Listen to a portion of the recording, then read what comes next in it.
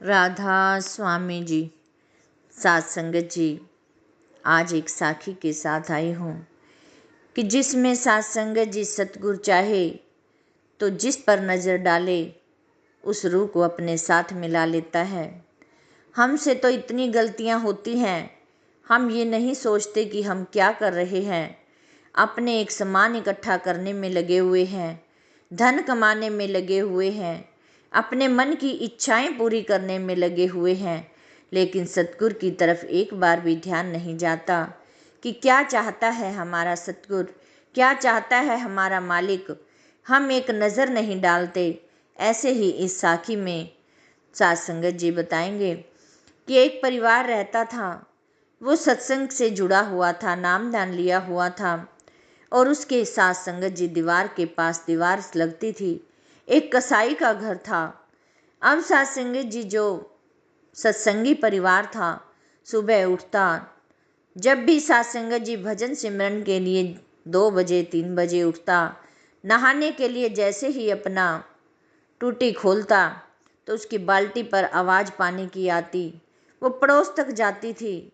अब सात संगत जी वो इस चीज़ से भी दुखी था कि क्या है ये, ना तो रात को सोने देते हैं और ना खुद सोते हैं।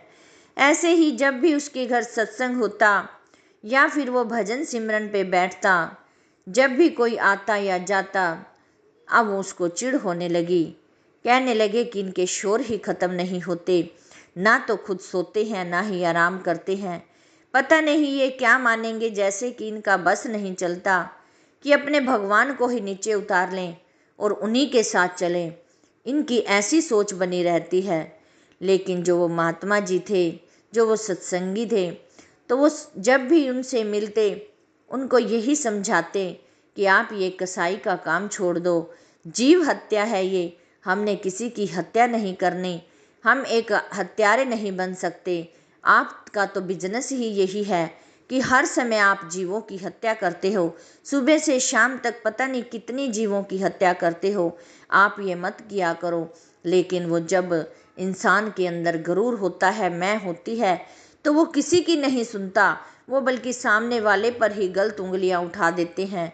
कहते भी हैं कि जब हम एक उंगली किसी को उठाते हैं तो 4 उंगली हमारी तरफ होती हैं। लेकिन साथ संगत जी हम ये नहीं सोचते, हम एक उंगली को उठाने में लगे रहते हैं। साथ संगत जी ऐसे ही उसका कसाई का काम चलता रहा और साथ वाले जो सत्संगी परिवार था उनसे वो हमेशा ही ईर्ष्या भाव रखता। एक बार साथ संगत जी जब वो सत्संगी जा रहा था कहीं, तो रास्ते में ही वो जो कसाई था अपने यारों दोस्तों के साथ ऐसे एक दुकान पर बैठा बाहर ही, साथ संगत जी उसको दूर से देखते ही अनाप शनाप बोलने लगा कि ये देखा है हमारा पड़ोसी है, जानते हो तुम इस पड़ोसी को, ये ऐसा चाहता है कि मेरा सतगुरु मेरा नीचे आ जाए, भगवान मेरे पास आ जाए, ऐसी ये शक्तियाँ लेना चाहता है। लेकिन इसको ये नहीं पता कि बिजनेस के बिना कुछ नहीं, कि हम तो जब भी मैं दुकान पर जाता हूँ तो ये मुझे टोक देता है कि भाई अपने आप को संवार लो। ये अपने आप को तो नहीं संवार पाता और हमें संवारने के लिए लगा पड़ा है। साथ संगत जो और भी दोस्त थे उसकी बात सुनकर तेज तेज हंसने लगे और कहने लगे कि बहुत सारे मूर्ख हमारे इस रहते हैं जो कि यही चाहते हैं कि भगवान नीचे आ जाए। साथ संगत जी ऐसे अनाप शनाप बातें सुनकर वो सत्संगी महात्मा फिर भी उनके पास चले गए। कहने लगे कि मैं आज भी आपको कह रहा हूँ कि अपने आप को संवार लो, अपना जीवन बदल लो, कुछ नहीं रखा इनमें, कोई और भी बिजनेस हो सकता है, आप ये कसाईपना छोड़ दो। साथ संगत जी उसकी जो पत्नी होती थी कसाई की, वो भी अपने पति के साथ ही देती थी। कहती थी कि मुझे भी ये इसकी मिसेज है जो बहन है, वो भी हमेशा यही कहती रहती है कि तुम अपने पति को समझाओ, अपना कारोबार चेंज करो और सत्संग से जुड़ो। लेकिन अब उसने जब कहते हैं ना, जब बुरे दिन आते हैं तो वो किसी की सुन नहीं सकता, चाहे वो कोई समझाए कितना ही अच्छा। अब जब उसने कुछ नहीं कहा तो वो जो सत्संगी थे उन्होंने कहा ठीक है यदि आप नहीं मान रहे तो 10-12 दिन में देखना कि आपकी आंखों में आंसू होंगे। अब वो और तेज तेज हंसने लगे। जब सारे दोस्त बैठे थे तो सारे ही तेज तेज हंसने लगे कहने लगे, वाह, अब इसको ये सतगुरु ये भी बता कर गया है कि 10-12 दिन में मेरे घर आंसू आने वाले हैं। अब वो तेज तेज हंसने लगे, कहने लगे कि मुझे किस बात की हंसी होगी, मेरे पास माँ है, बाप है, बच्चे हैं, बीबी है और धन दौलत खूब कमा रखा है, तो मेरे पास किस लिए आंसू आएंगे। मैं हर आंसू का मुकाबला जट कर सकता हूँ, ना ही मेरे पास आ सकते हैं। ऐसे ही अहंकार के साथ उसने ये जवाब दिया। लेकिन वो सत्संगी नीचे गर्दन कर कर चला गया। कहने लगा, ठीक है, मैंने तो तुझे आगाह कर दिया है, आगे तुम्हारी मर्जी। अब जब हफ्ता 4 दिन बीते, 6 दिन बीते, अभी सत्संग जी हफ्ता भी नहीं हुआ था, तो इतने में ही उसके छोटे बेटे की तबीयत अचानक से बिगड़ गई और कहने लगे कि अब जब बिगड़ गई तो उसको हॉस्पिटल ले जाया गया। जब छोटे हॉस्पिटल में फ़र्क नहीं पड़ा तो बड़े हॉस्पिटल ले जाया गया, उसको वहाँ पर आईसीयू में एडमिट कर दिया। साथ संगत जी, अब उसके पति जो बच्चे का पिता था, जो कसाई था, वो अपनी दुकान संभालता और जो उसकी पत्नी थी वो बच्चे के साथ हॉस्पिटल में रहती। जितना भी उसने पैसा कमा रखा था अब सारा ही बेटे पर लग चुका था। अब सत्संग जी डॉक्टरों ने एंड टाइम पे बता दिया कि बच्चे का ऑपरेशन होना है, तभी ये ठीक हो पाएगा। सत्संग जी उसकी पत्नी का फ़ोन आया कि डॉक्टर ने ऐसे ऐसे कहा है। सत्संग जी अब जो वो कसाई था भागता हुआ हॉस्पिटल गया, डॉक्टर के आगे हाथ पैर जोड़े कि डॉक्टर साहब, मेरे पास तो इतना पैसा भी नहीं है जो कि मैं इसका ऑपरेशन करा सकूं, आप इसको दवाइयों से ही जैसे मर्जी ठीक करो। प्यारी साथ संगत जी, डॉक्टर ने कहा कि जितनी दवाइयाँ हमने देनी थी उतनी हम दे चुके हैं, लेकिन अब इसका लास्ट इलाज यही है कि इसका ऑपरेशन ही होना है। आओ साथ संगत जी, अब जब उसकी पत्नी ने कहा, आप अपने दोस्तों के पास जाओ कि किसी से भी मदद लो, थोड़े थोड़े चाहे इकट्ठे करके दे दें, हमारे बच्चे का ऑपरेशन हो जाएगा। प्यारी साथ संगत जी, अब वो कसाई अपने दोस्तों के पास गया। एक के पास गया कि मुझे कुछ पैसों की मदद चाहिए, मेरा बेटा बीमार है। तो सत्संग जी वो कहने लगा कि मेरे पास तो नहीं है, मैंने तो बच्चों का अभी अभी एडमिशन कराया है, जो पैसे थे मेरे तो बच्चों के एडमिशन पर लग गए। सत्संग जी दूसरे के पास गया, किसी ने कहा कि मेरा माँ के ऊपर लग गया, किसी ने कहा मेरा कारोबार ठीक नहीं चल रहा। सत्संग जी ऐसे ही करते करते जो भी उसके 4-5 यार दोस्त थे सब ने ही मना कर दिया। अब वो निराश होकर सत्संग जी अपने दुकान पर बैठा है और उसको उन महात्मा की बात याद आ रही है, जो वो सत्संगी थे, उनकी बात याद आ रही है कि उन्होंने मुझे कहा था कि 10 दिन बाद तेरी आंखों में आंसू होंगे। आज वो वक्त वही चल रहा है कि आज मैं बच्चे के लिए कुछ नहीं कर पा रहा। सत्संग जी वो मुँह सा लटकाए हुए अपनी पत्नी के पास हॉस्पिटल पहुँचे।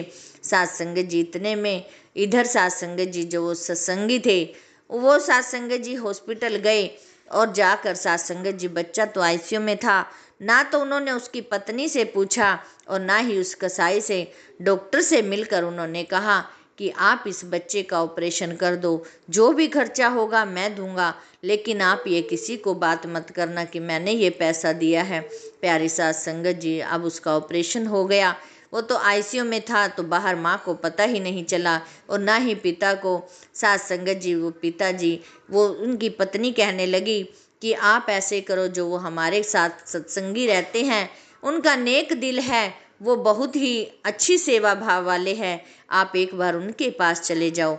साथ संगत जी जब वो कसाई उन सत्संगी के घर गया तो सत्संगी ने उनका आव भाव भगत बहुत ज़्यादा किया, तो फिर भी साथ संगत जी वो शर्म से नीचा हो गया कि मैं तो इसको हर समय टोंट कसता था, हर समय इसको भरा बुरा कहता था, लेकिन आज इसने मेरे घर आने पर भी इतनी आव भाव रिस्पेक्ट दी है।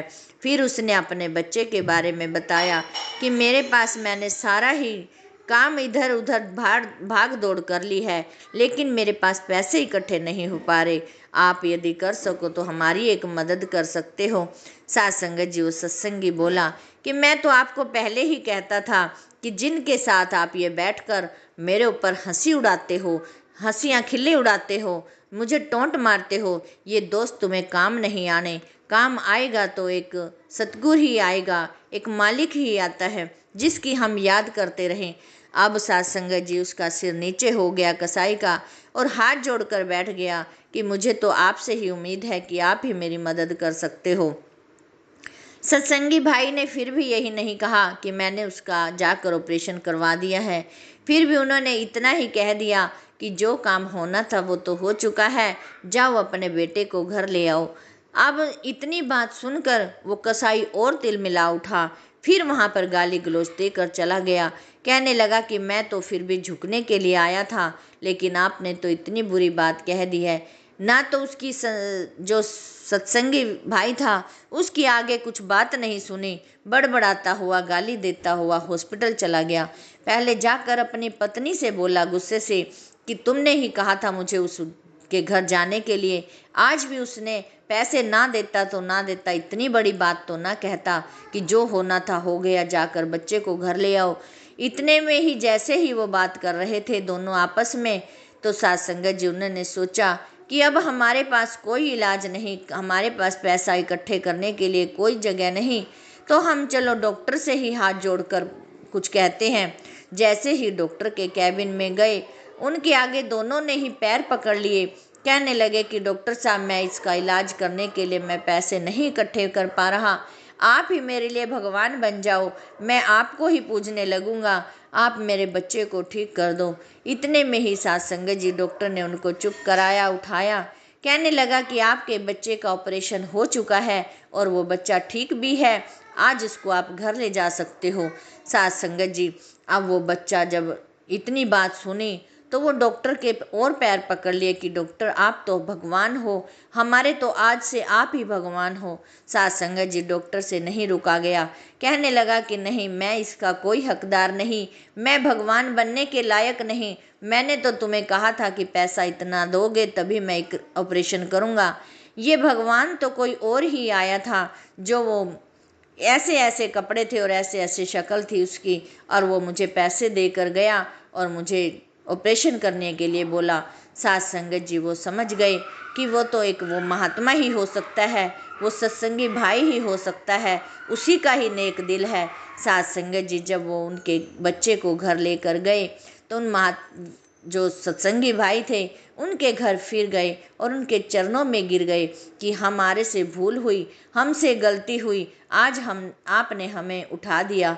उसी दिन से ही अब जब भी उनके घर सत्संग होता या वो सत्संग पर जाते तो उनके साथ जाना शुरू किया।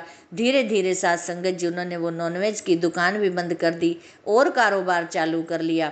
अब साथ संगत जी वो भी सत्संग के साथ जुड़कर सत्संगी परिवार बन गया और नामदान ले लिया, एक अच्छा परिवार बन गया। साथ संगत जी कहा भी जाता है, सुबह का भूला शाम को यदि घर आ जाता है तो उसकी भूल क्षमा कर दी जाती है। आओ प्यारे साथ संगत जी, ऐसे सतगुरु ने उनको अपने साथ मिला लिया और अपनी रूह को अपने साथ कर लिया। आज साथ संगत जी वो भरपूर सत्संगी परिवार है।